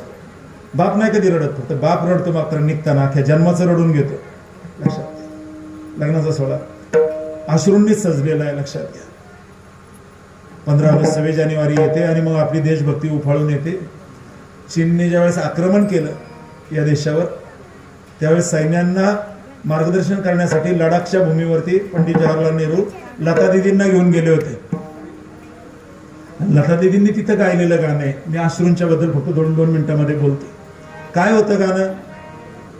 हे मेरे वतन के लोग जरा आंखों में भर लो पानी जो शहीद हुए उनकी जरा याद करो कुर्बानी. देशवासियांना जर श्रद्धांजली व्हायची असेल त्या सैन्यांना काय करा? मेरे वतन के लोगो जरा आंखों में भर लो पाणी. कधी गावाला चौथीला होतो 81 साली आणि सहल आली. काय नाही पुण्यातली सहल काय राजा केळकर संग्रहालय शनिवारवाडा बालगंधर्व. मग तिथं आल्यानंतर आमच्या गुरुजींनी कविता घेतली होती. ए हिंद बांधवा थांब या स्थळी अश्रू 2 ढाळी ही पराक्रमाची ज्योत मावळे. इथे झाशीच्या पुतळ्याच्या जवळ, झाशीच्या राणीच्या पुतळ्याजवळ. अर्थ कळत नव्हता त्यावेळेस. हे हिंद बांधवा थांब या स्थळी काय कर? भाषण देऊ नकोस. अश्रू 2 ढाळी. 2 अश्रू तुझ्या डोळ्यातून येऊ दे. हीच तिला श्रद्धांजली. काय भाषा. रुद्राक्ष आम्ही गळ्यात घालतो. काय रुद्राक्ष? रामाच्या भजनामध्ये इतक्या उंचीवर गेले भगवान शिवजी की त्यांचा शब्द बंद झाला. जीवानं आले, ओठनं आले, कंठनं कहे राम राम हमारा भजन करे हम बैठे आराम. आणि इतका नुसता कंठ सदगदित झाला शिवाचा, शंकराचा. आणि डोळ्यातून अश्रू आले. रुद्राच्या डोळ्यातून अक्ष आला आणि ते अक्ष म्हणजे अश्रू जिथं पडला त्याच्यातून जे झाड आलं त्याला रुद्राक्ष म्हणतात. म्हणून रुद्राक्ष घालणाऱ्यांनी एवढं लक्षात ठेवायचं, आपलं भजन इतक्या उंचीला गेलं पाहिजे. मी सोसायटीचे मेंबर होऊन नाही, इतक्या उंचीला गेलं पाहिजे की आपल्या डोळ्यातून अश्रुपात परमप्रेमाने यावा. लक्षात, रुद्राक्ष, रुद्राचा अक्ष. खलील जिब्रान नावाचा तत्ववेत्ता होऊन गेला, शाळेमध्ये होता. त्या मुलांना विचारलं जगात सगळ्यात दुःखी प्राणी कोणता? कुणी म्हणलं गाढव दुःखी, लय ओझं व्हायला लागतं. कोण म्हणलं बैल दुःखी, शेत नांगरावे लागते. कुणी म्हणलं काय काय वेगळ्या पद्धतीने नावं सांगितली. तर खलील जिब्रान म्हणला गुरुजी सगळ्यात दुःखी आहे ना मासा दुःखी आहे. बाकीचे बरोबर म्हणले माशाला काय दुःख आहे, व्हायचं नाही, काय नाही, काम नाही, धंदा नाही, नुसतं पोहायचं, स्विमिंग टँक. पण त्या पोराची तत्वज्ञानाची उंची फार मोठा, मागच्या शतकातला फार मोठा तत्ववेत्ता खलील जिब्रान. त्याला विचारलं बाळा मासा का दुःखी, सगळ्यात दुःखी का? म्हणजे गुरुजी माशाला पण कधी दुःख असेल ना. हो, जगी सर्व सुखी असा कोण आहे? मग मासा रडत असेल ना. हो म्हणलं रडत असेल. मग काय झालं? म्हणजे मासा रडतो पण त्याचा अश्रू कोणाला दिसत नाही पाण्यात. आपले अश्रू कोणाला न दिसणं याच्या इतकं दुःख दुसरं कुठलं नाहीये, लक्षात घ्या. म्हणून रडणं परमात्म्याने दिलेली फार मोठी भेट आहे. साने गुरुजी म्हणायचे हे 2 डोह दिलेत देवाने आणि त्याच्यात आपली सगळी पापं धुता येतात. लक्षात घ्या, रडून धुता येतात. हा, पण सगळ्यांचे जे अश्रू खरे असतात असं नाही. सासूसाठी रडे सून, तुकोबरायांनी लिहिलं भाव अंतरीचा भिन्न, मोले घातले रडाया, नाही असू नाही माया. पण आज डोळ्याला अश्रू येतात ते बापूंच्या सगळ्या कर्तृत्वाने येतात. शिवाजी महाराज राजगडावर त्या सिंहासनावर बसले त्यावेळेस ते सगळा राज्याभिषेक सोहळा एका बाजूला आणि शिवाजी महाराजांचे अश्रू एका बाजूला. गडावरती असं त्या काय सिंहासनावरती 32 मन सोन्याच्या निघाले. पहिलं पाऊल टाकणं तर खळकन गपकन अश्रूंचा पात झाला. मंत्राभिषेक करणाऱ्यांनी म्हणलं असं रडत रडत नाही सिंहासनावर चढायचं राजे, काय झालं नेमकं सांगा. आम्हाला माहिती आहे तुमचे वडील नाही, त्याची आठवण असेल. म्हणले आहे. म्हणजे का अश्रू आले ते सांगा सगळ्या जगाला. सिंहासनाकडे तोंड केलं होतं, पाठ केली शिवाजी महाराजांनी, बसले जनांना सांगितलं. पहिल्या पायरीवर मला तानाजी दिसला, स्वतःच्या मुलाचं लग्न बाजूला ठेवून कोंडाणा सर करणारा तानाजी मला मुजरा करताना दिसला. राजे तुम्ही विशाळगडाकडे जा, एकही गणी मी खिंड चढू देणार नाही. तोफेंचे आवाज जोपर्यंत कानावर येत नाही तोपर्यंत एकही गणी चढू देणार नाही. ती बाजीप्रभूंनी केलेली जीवाची बाजी लावून लढवलेली खिंड ते बाजीप्रभू मला आठवतात. दिलेर खानाने सगळी प्रलोभनं दिली असताना पुरंदरच्या माचीवरती जो शत्रूला फितूर झाला नाही, कंठामध्ये ज्यांनी बाण घेतला आणि स्वराज्याचं रक्षण करण्यासाठी स्वतःचा देह समर्पित केला, ते असलेले मुरारबाजी मला आठवतात. यसाजी कंक मला आठवतात. आपल्या घरादारावरती या स्वराज्य निर्मितीसाठी नांगर फिरवणारे असंख्य बावळे मला आठवतात. मी रडू नाही मग काय करू. जगातली सगळी तीर्थ आणली होती अभिषेक करण्यासाठी, पण शिवाजी महाराजांचं जे सिंहासन आहे ते पवित्र आणि पावन झालं ते अश्रुपाताच्या माध्यमातून. जगातला असा एकमेव राजा आहे की जो सिंहासनाधिष्ठित होत असताना त्याच्या अश्रुपाताने पहिली पायरी विजलेली होती. म्हणून त्याला जाणता राजा म्हणतात, म्हणून त्याला युगपुरुष म्हणतात. देव ज्यावेळेस मथुरेला जायला निघाले, किती रडल्या गोपी. नाथांनी वर्णन केलं, रथी चढले वनमाळे आकांत भोपुरी, रथी चढले आवडे आकाश भोपुरी, भूमी पडल्या व्रजभाळी,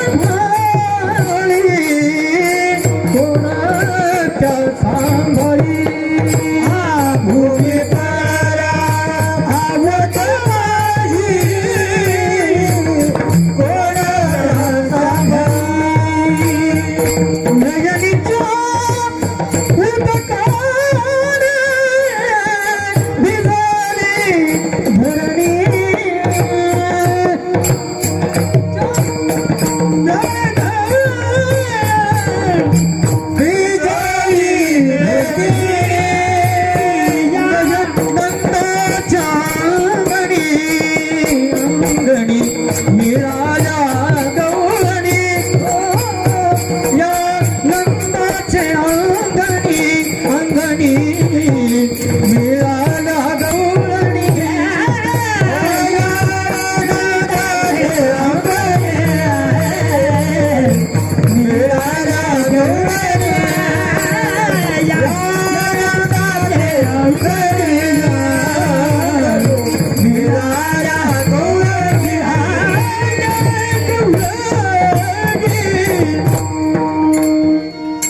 चढले वनमाळी आकांत गोकुळी भूमी पडल्या व्रजवाडी कोण त्या सांभाळी.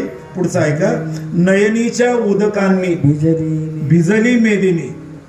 रुमाल नव्हता भिजला, चिखल झाला होता, इतक्या रडल्या होत्या. काय प्रेम असेल. म्हणून आज त्याच प्रेमाची अनुभूती. दाटे कंठ लागो डोळिया पाझ. काय येतो डोळ्याला पाणी. डोळे खराब झालेत म्हणून, दूर झालाय म्हणून नाही. गुणांची अपार दृष्टीवरी अपार गुणसंपदा त्या व्यक्ती तत्वाची आठवते. आणि म्हणून आज हा पुण्यस्मरण सोहळा आहे. श्राद्ध आहे. श्राद्ध 3 गोष्टीवरती अधिष्ठित असतं. 4 गोष्टीवर समजून घ्या. 4 गोष्टी. पहिला असता आजचा दिवस आठवतो बापू गेल्याच, म्हणून ते भावस्मरण आहे. काय म्हणते ह्या टायमाला तर झालं होतं, त्या टायमाला तर कळलं होतं.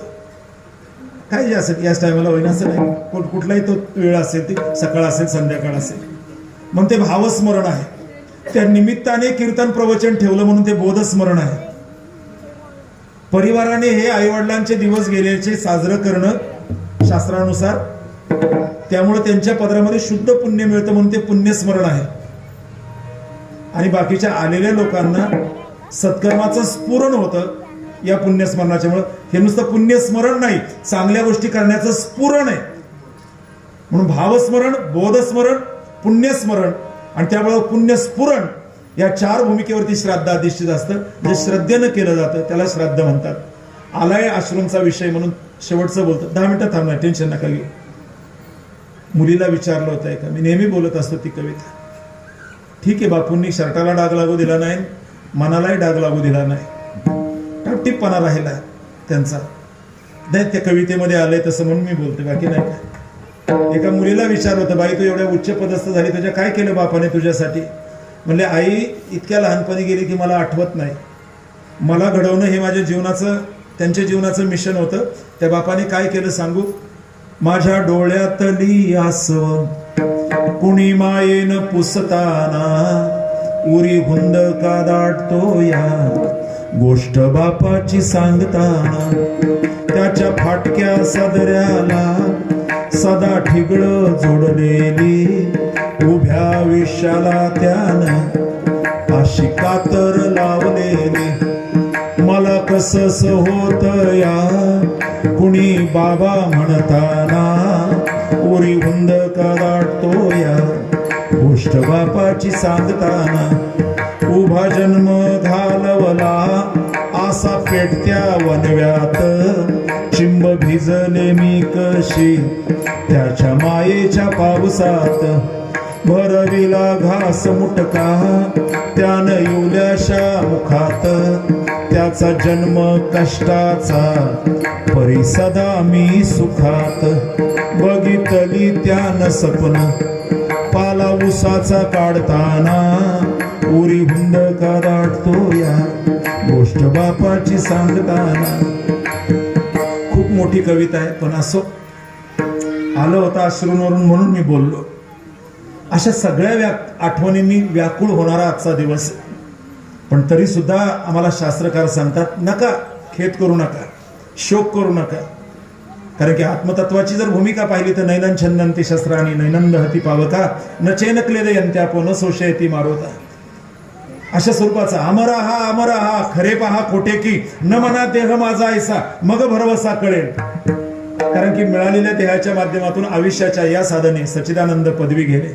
देह सत्कारणी त्यांनी लावला. देवे दिला देह भजना गोमटा सेवेसाठीच लावला. म्हणून सेवेसाठी लावलेल्या एकाने लिहिलेलं मृत्यूपत्र होतं, मी गेल्यानंतर माझ्या अवयवाचं दान करा. ज्यांच्या डोक्यात सडके विचार आले त्यांना मेंदू द्या. ज्यांनी जगाकडे चांगल्या नजरेने पाहिलं नाही त्यांना माझे डोळे द्या. ज्यांनी जगावर प्रेम केलं नाही त्यांना माझं हृदय द्या. जे सत्कर्माला साह्य झाले नाही त्यांना हात द्या. ज्यांच्या नसानसामधून विषारी विचारच वाहिले त्याचा निचरा करण्यासाठी माझ्या किडण्या द्या. भक्तीच्या वाटेवर चालले नाही त्यांना माझी पावलं द्या. राहिलेल्या चिखलाच्या गोळ्याला अग्निसंस्कार करा. सावडायच्या दिवशी जास्त घाई करू नका. जलतत्वाला द्यायचं म्हणून मूठभर राख जलतत्वाला टाका, पण राहिलेली सगळी राख गोळा करून एखाद्या फुलझाडाच्या आळ करून घाला आणि त्या राखेतून जे फुल येईल ते परमात्म्याला समर्पित करा. माझं जीवन सुफल आणि सफल झालं असं मी समजेल. आजी संसार सफळ झाला गे माये, देखील रे पाय विठोबाचे, तो मज व्हावा तो मज व्हावा, वेळोवेळ व्हावा पांडुरंग. असा देव आपला व्हावा वाटतो. त्याला म्हणतात तेने सुखे छंदे घेईन सोहळा आणि होनी निराळा पाप पुण्या विठोबा.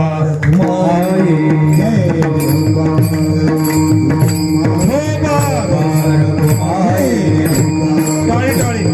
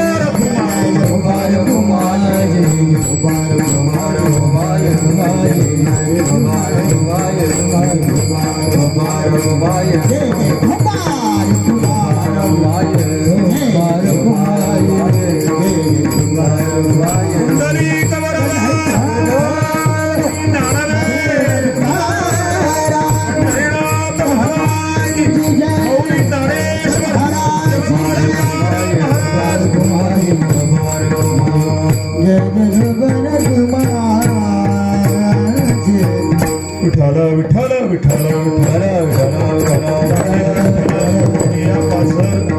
गुणांची अपार वृष्टीवरी तेने सुखे छंदे घेईन सोहळा. पुण्यस्मरण सोहळा आहे, लक्षात घ्या. 2 सोहळे कंपल्सरी आहेत. जन्म मृत्यूच्या सोहळीया ना मनोची नाही धनंजय. जन्माच्या सोहळ्याला ना म्हणावं लागत नाही बाबा, आणि मरणाच्याही सोहळ्याला ना म्हणावं लागत नाही. उपजल्या पिंडा मरण सांगत. पण मरणाचा सोहळा करता आला पाहिजे. आर्ट ऑफ डुईंग आणि आर्ट ऑफ डाईंग. खूप चांगल्या पद्धतीने जगायचं कसं आणि खूप चांगल्या पद्धतीने मरायचं कसं हे अध्यात्म शिकवतं, लक्षात घ्या. 4 बुक वाचायला शिका, बुक ज्ञान देतील. 4 लोक वाचायला शिका, लोक तुम्हाला समज देतील, समजदार व्हाल. हसायला शिका, रक्त शुद्ध होईल. रडायला शिका, मन मोकळं होईल, आरोग्याचा लाभ होईल. नोकरीसाठी शिका, पोट भरलं जाईल. समाधानासाठी शिका, अंतकरण भरलं जाईल. समाधानाच्या भूमिकेला पोचतात आणि मुद्दा मांडला त्याच्यासाठी. जगायला शिका, आदर्श निर्माण होईल. बस झालं बाबा, आता जगायला शिका, आदर्श निर्माण होईल. आणि मरायला शिका, कीर्तीच्या रूपाने शिल्लक राहा. चांगला प्रसंग आला तरी समाजाने आठवण काढावी. बस बाबा, म्हणजे बापू पाहिजे होते, आता मोरासारखे नाचले असते. चांगला प्रसंग. आणि वाईट आला तरी आठवण काढावी. वाईट आलं काय आठवण काढावी महाराज? वाईट आलं तर सांगावं, जगाने म्हणावं. ते जर असते ना एका शब्दात मिटवलं असतं, एवढं पेटलंच नसतं. वाईट समाजात घडलं तरी आठवण काढावी समाजाने, अरे तो पाहिजे होता, असं झालंच नसतं. आणि चांगलं आले सुद्धा आठवण काढावी, तो पाहिजे होता, मोरासारखा नाचला असतं. अशा स्वरूपाने जे जीवन असतं ते खऱ्या अर्थाने जीवन आहे. म्हणून दुसऱ्या चरणाचा उल्लेख झाला, तेने सुखे छंदे घेईन सोहळा होनी निराळा पाप पुण्या. आणि म्हणून हे प्रभू किंवा हो बापू, तुम्हाला पाहताना आम्हाला मागचा विसर पडावा आणि देवाचं भजन आम्ही गात राहावं. अभंगाचं तुझ्या मोहे पडो मागीला विसर, तुझ्या मोहे पडो मागीला विसर, तुझ्या मोहे पडो मागीला विसर, तुझ्या मोहे पडो मागीला विसर, तुझ्या मोहे पडो मागीला विसर, तुझ्या मोहे पडो मागीला विसर,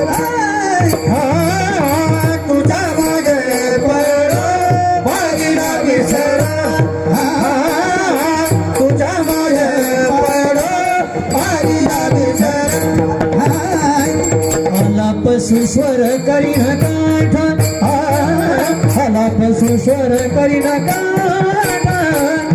तेने सुखे छंद येईन सोहळा तेने सुखे छंद येईन सोहळा आलाप सुस्वर करी नका आलाप सुस्वर करी नका तेने सुखे छंद येईन सोहळा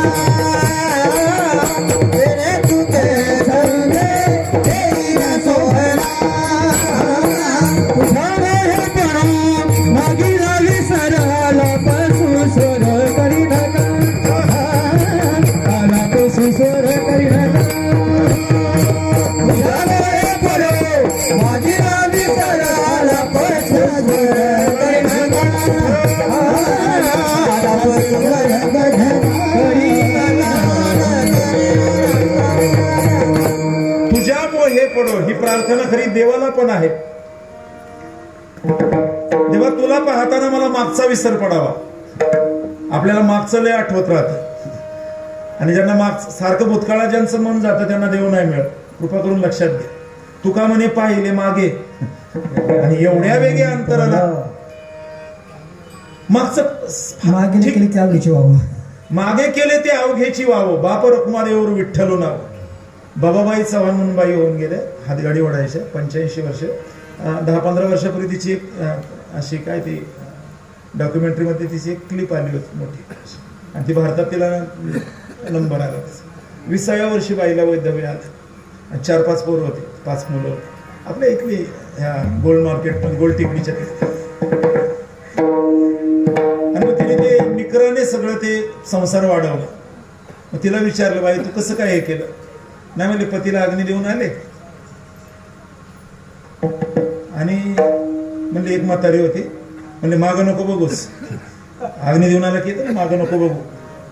आपल्याकडे पायाची पद्धत नाही. माग देव पुन्हा देव असं गणपती वगैरे घेतात ना, हे मागं बघायचं नाही, पाय चप्पल घालायची नाही, अमुक तमुक जसं असतं. म्हणजे मी त्या वाक्याचा अर्थ वेगळा घेतला. मागं बघू नको म्हणजे शरीराने मागं नाही म्हणजे आता जे गेले मागं नाही पाहायचं, पण जी पुढं आहेत त्यांच्यासाठी मला जगायचं. काय एखादं वाक्य असतं, काय एखादा विचार असतो. मला विमलाईंना म्हणायचं मागं बघू नका. माझी बापूंची आठवण नाही, बापूंची तर ठेवायचीच आठवण, पण तुमच्याकडे पाहून आता हे जगणार आहे. लपे कर्माची रेखा माझ्या कुंकवाच्या खाली, पुसून गेलं कुंकू रेखा उघडी पडली. जरी फुटल्या बांगड्या तरी हातातली कर्तूत फुटली नाही आणि गळ्यातलं मंगळसूत्र तुटलं तरी मंगळसूत्र बांधताना शपथ दिलेली असते शेवटच्या श्वासापर्यंत दोघांनी हारत ओढायचा. शपथ सुटली नाही. नका नका आया बाया नका करू माझी कीव, झालं झालं समाधान मला मला माझा जीव. ज्योतिषा ज्योतिषा माझ्या दारी नको येऊ, माझं दैव माझं मला माझा हात नको पाहू. रामकृष्ण परमहंस ज्यावेळेस जाणं झालं, त्यांचं जाणं होणार होतं, त्यावेळेस पत्नीला सांगितलं ए कुंकू लावीत जा. मी कुठं गेलोय तेव्हा ह्या खोलीतून त्या खोलीत गेल्यासारखे, बाकी काय आहे तेव्हा. हे त्यांचंच होतं असं नाही. स्वामी विवेकानंदांच्या गुरूंचं म्हणतोय मी. शारदा माता तुला मूलबाळ नाही ना, तुला अख्खं जग आई म्हणल. काय शब्द आहे. खूप खूप इतिहास आहेत आपल्याकडे, खूप धीर गंभीर आहे. विवेकानंद गेल्यानं तिकडे काय ते अमेरिकेला गेल्यावर ते म्हटले नाही मी रामाच्या देशातून आलो, मी कृष्णाच्या देशातून आलो. ते म्हणले मी पतिव्रतांच्या देशातून आलो. म्हणून बापूंचं व्रत तुम्ही चालवताय तुम्ही. पतीची या माता अनुसरे पतिव्रता अनायासे आत्महिता भेटे देते. म्हणून अशोकदादा असतील, सुधीरजी असतील, सविताताई असतील, कविताताई असतील, चौकोनी छान पद्धतीने कुटुंब बापूंनी सगळं ते कळतं ना. काय काय तुमचं बघू जरा तिजोरी काय आहे, तुमचं लॉकर कुठे काय बघायला लागत नाही. घराची अंगण घराची काळा सांगतं. पति समझदार होता है तो मकान बन जाता है, पत्नी समझदार होती है तो घर बन जाता है, दोनों समझदार होते हैं तो घर का मंदिर बन जाता है, जब बच्चे समझदार होते हैं तो स्वर्ग बन जाता है. पुढचा आहे का अजून. जब सब साथ साथ में रहते तो घर स्वर्ग से भी सुंदर होता है. म्हणून त्यांच्या सुना अर्चनाताई असतील, मला वाटतं उर्मिलाताई असतील, माझा सासरा नाही अन्यायी थोर पुण्याई बाई पिंगा, माझी सासू ग छाया आईची शाल मायेची बाई पिंगा, माझा दीर ग मोठा उदार मला आधार बाई पिंगा, माझी ननंद कोर चंद्राची नार इंद्राची बाई पिंगा, माझ्या घरावर छाया आईची शाल मायेची बाई पिंगा. असं एक चांगलं घर, त्या घरातला असलेला कर्ता पुरुष म्हणून charity begins at the home. काहींचा परमार्थ जोरात असतो, घर फार उदास. काहींचं घर लय ठाक ठिकाण, परमार्थाच्या नावाने बोंब. या दोन्ही गोष्टी थडी ऐक्य परत्र तुका म्हणे समतीर, ह्या भूमिका फार कमी लोकांना साधता येतात. बापूंनी त्या खूप चांगल्या पद्धतीने साधल्या. दारामध्ये आलेलं गेलं नाही कधी कुणी उपाशी, लावलेलं झाड मेलं नाही, कडेवर घेतलेलं पोरगं रडलं नाही, दारामध्ये आलेलं गेलं नाही कधी कुणी उपाशी, आणि त्याच पुण्यावरती खातो साजूक तुपाशी. त्यांचे बंधू आदरणीय राजाभाऊ असतील, आदरणीय नंदकुमारजी असतील, त्यांच्या भगिनी मला वाटतं सुशीलाताई काळभोर. दिवाळीच्या दिवशी आली दिवाळी, गेल्या वेळेस असंच होतं ना, दिवाळीच्या दिवशी बहीण ओवाळती भावा, जतन करी देवा माझा माहेरीचा दिवा, 100 माझं गोत नाही गोताची गरज, एकुलता भाऊ माझा माझ्या किल्ल्याचा बुरुज. भाऊ बहिणीचं नातं दही भाकरीचा काला, दोघांचा देह वेगळा पण आईच्या हृदयी जन्म झाला. अशा कितीतरी नात्यांच्या सगळ्या भूमिका आहेत. हे बोलावं लागतं, लक्षात घ्या. आणि सगळी नाती पवित्र आहेत. नाती मोठी नसतात, नाती सांभाळणारी माणसं मोठी असतात. नातं चांगलं मोठे सांभाळतच नाही, काय फायदा आहे त्याला. नाती मोठी नसतात, नाती सांभाळायची असतात. आणि काही नाती ही गिरवायची असतात, अक्षरासारखी सारखी सारखी. काही नाती दागिन्यासारखी मिरवायची असतात, काही नाती संकटासारखी फिरवायची असतात, काही नाती पाण्यासारखी जिरवायची असतात, काही नाती गोवर्धनासारखी पेलायची असतात. पुढचं बोलू, काही नाती फुलासारखी झेलायची असतात, झेलायची असतात. हे बापाचं नातं आहे, भावाचं नातं आहे, बहिणीचं नातं आहे, पतीचं नातं आहे. आणि त्याच्याही पलीकडं एक पारमार्थिकाचं नातं, सगळ्यांची नाळ बांधणार, सगळ्यांना एकसंध करणारे बापू. महाराजांनी मला 11:15 दिले. 9 ते 11 हिशोबासन मी फारच आऊट झालोय.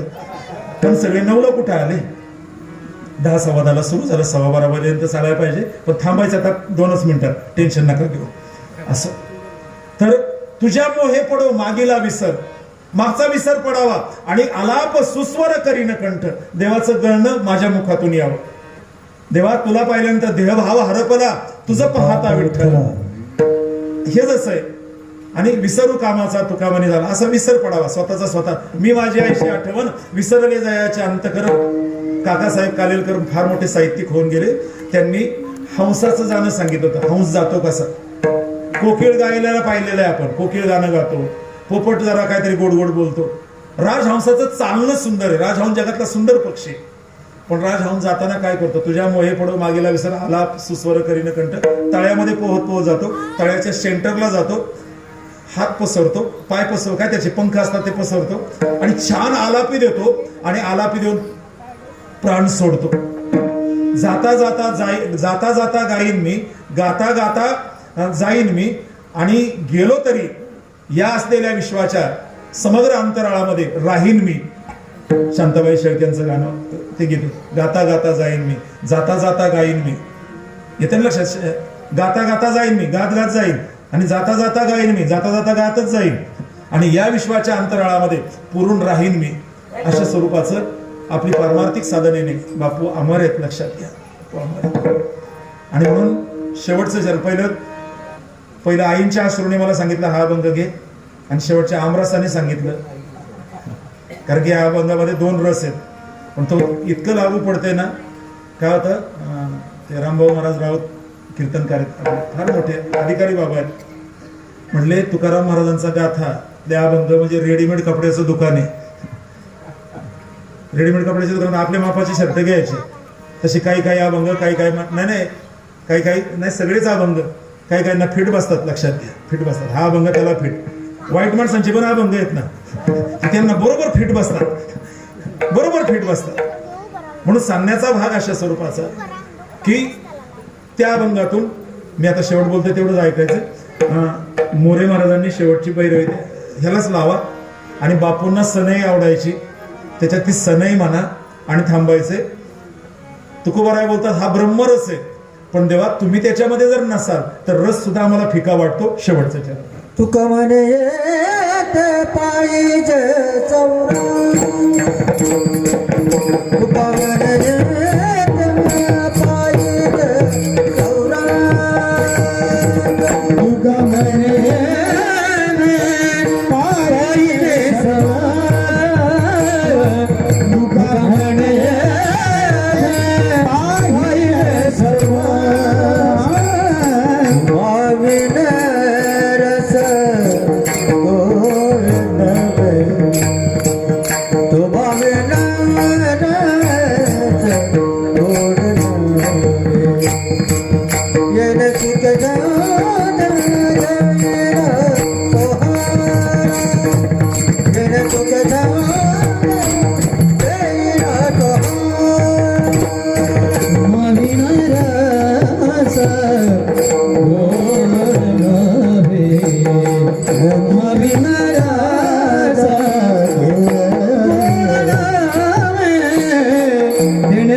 छळ घेईन सोबाळा येणे सुख छळ घेईन सोबाळा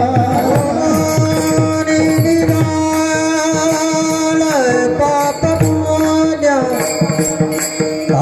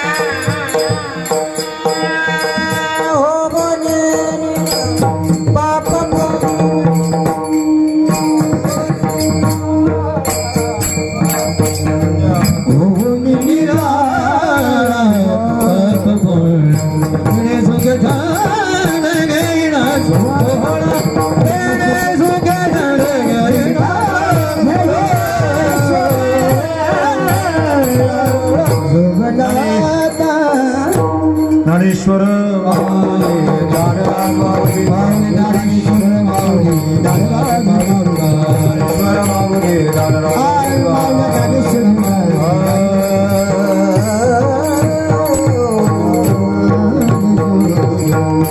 तुका म्हणे येथे पाहिजे सौरस तुम्हा विन रस गोड नव्हे. ब्रह्मरस पाहिजे, ब्रह्मसुख पाहिजे. लावणी मृदंग श्रुती टाळ घोष सेव ब्रह्मरस आवडीने. पण त्या रसामध्ये जर तुम्ही नसाल तर तुम्हा विना रस गोड नव्हे. अर्थात हे देवाला बोललंय, देवा तुम्ही त्यामध्ये या, तुम्ही नसाल तर कुठलाही रस आम्हाला फिके वाटतात. मी आपला आमरस शब्द तो काय खाण्यापिण्याचा होता. बापूंनी ब्रह्मरस निर्माण केला. ब्रह्मरसाचे पारणे ज्यांनी सगळ्यांना दिलं ते आज आपणामध्ये नाही आहेत. या परिवाराने आकाश पाताळ एक केलं. सासरवाडी इथलीच घुले यांचे आदरणीय विमलाईंचे असणारे बंधू आदरणीय अरुण आप्पा घुले असतील, शंकरजी घुले असतील, बापूसाहेब घुले असतील. दाजींच्यासाठी मी नेहमी विनोदाने बोलत असतो, दाजी कधी जुना होत नाही, सागाच्या लाकडासारखा असतो. वाकस मारलं की सागाचं लाकूड नवीन. तितकंच प्रेम आत्याचे मालक म्हणून भाच्यांनी त्यांचे गोरक्ष भाऊ असतील, नितीनजी असतील. काय होतं, सगळ्याच प्रयत्नांना यश नसतं, पण प्रयत्न केले याचं समाधान असतं. लक्षात घ्या, not failure but low aim is crime. अपयशाचं दुःख नसतं, पण काय होणार आहे, काय पैसे घालायचे मर्दे जाऊ दे. मला माहिती नाही, या परिवाराचं पहिलं वाक्य आहे, कितीही जाऊ दे आमचे बापू वाचले पाहिजेत, कितीही जाऊ दे. हा, आता त्याचा फायदा काही घेतात वेगळा, किती जाऊ दे का. बरं, विचित्र. कुछ दिन कमाने के होते और कुछ दिन काम आने के होते. काही दिवस कमवायचे असतात, पण काही दिवस लोकांच्या कामाला यायचं असतं. नाशातही काही कापाकापी तुफान केली, 10 पिढ्यांचं करून ठेवलं, पण 10 पुढच्या 20 पिढ्या नरकाला जाते. फार गैरफायदा घेतला तर कुणीच कुणाचं काय करू नये, असो मला ते बोलायचं नाही. परंतु या परिवाराने त्यांच्या मुलांनी केलेलं, आणि आई जरी इथलं माहेर जरी असलं, दुबळ्या भरताराचं हलकं पाताळ नसावं, आणि समर्थ आई बाप त्यांच्या वळचणी नसावं. जाणं येणं माहेरात राहिलं, पण प्रत्येकाने आपला आब राखून खूप चांगल्या नात्यागोत्यांचा ऋणानुबंध जपला. परंतु यश आलं नाही. 17व्या वर्षी बापूंनी अखेरचा श्वास घेतला, परंतु प्रचंड स्वरूपाची पुण्याई ठेवून गेलेली आहे. बहुत सारे फूल चाहिए माला बनाने के लिए, बहुत सारे दीपक चाहिए आरती सजाने के लिए, बहुत सारे बूंद चाहिए समुंदर बनाने के लिए, लेकिन एक माँ बाप का आशीर्वाद काफी है मेरी जिंदगी की जन्नत सजाने के लिए. हे खूप लागतं, परंतु आशीर्वाद मात्र एक असला बाद झाला. म्हणून आईंना दुखवायचं नाही, नाहीच दुखवत तुम्ही, पण बरं असतं आपा बापूंचा आत्मा ऐकतोय ना तात्यांचा, हे बाबा बोला महाराज जरा तुम्ही, हे तळमळ असायचे, शुगर आहे जरा, अमुक आहे जरा, असे प्रवचनाला किती 50 वेळा बोलवलं असं. सकाळी कधी लवकर निघाले, चला काहीतरी पोहे होते पटकेने काहीतरी, नाही तर मग इथंच घ्यायचं का काय बाहेर. विनमुख नाही पाठवलं, मलाच नाही, जे जे येतील ते. काय मीच एकटा परिचयाचा होता असं नाही. ज्यांनी बंधूवर प्रेम केलं, भगिनीनं, ज्यांनी भाव जपला त्याला गाव जपता आला. सगळं मला सगळ्या नात्यांना हे करता येईल असं खूपच वेळ झालाय. माझं असंच होतं, जरा बायत बसाना क्रांत दिसाना असं जरा घाटा होतो माझं. तांबे महाराजांना टेन्शन आलं असेल. ते एकतर सगळ्या देवदेव संस्थांचे अध्यक्ष आणि एक वारकरी निवड. महाराष्ट्रातला कुठला कीर्तनकार आला की त्याच्याबरोबरच्या सगळ्यांना तितक्याच तोलामोलाने चिंतामणींच्या दरबारामध्ये तुम्ही आलात, अमुक आलात. एक समन्वयवादी म्हटलं तर वावगं ठरू नये. भारतीय वारकरी मंडळाचे, आम्ही महाराष्ट्र वारकरी महाराज बाबा असू दे ना, सगळं कुणी कुणाच्या मंडळाचे, आपल्याला आपला संप्रदाय वाढवायचा, आपल्याला आपलं हे करायचं, आपल्याला आपण असं करू.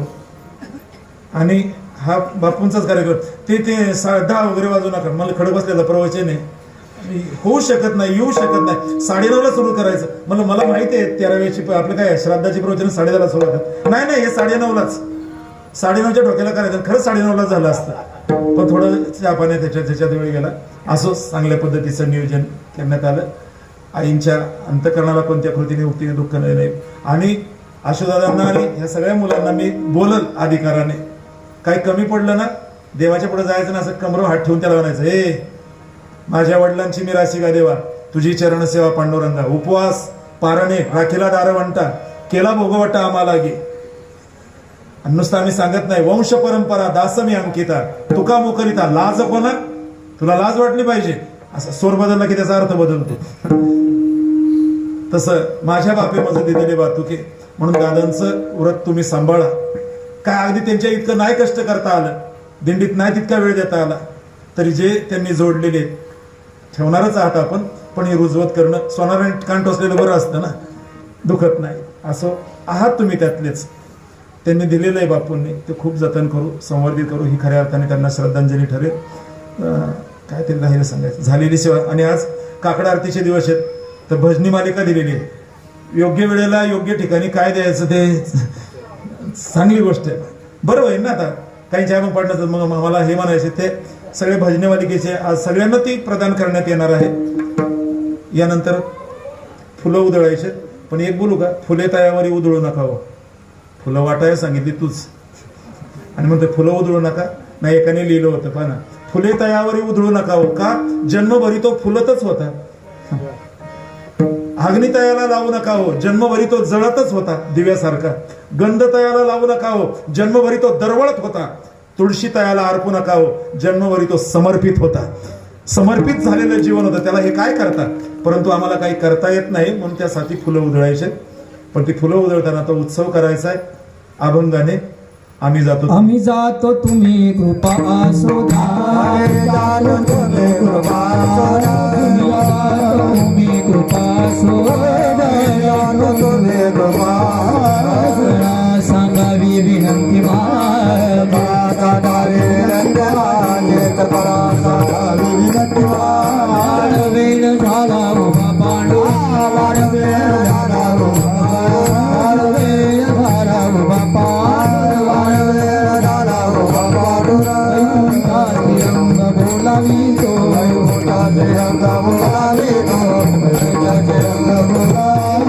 तकारी विठू आमाची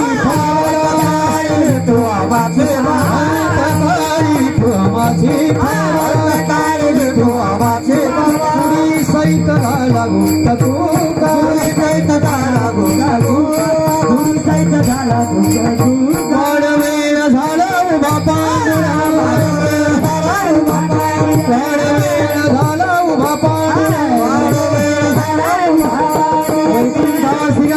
बोलावी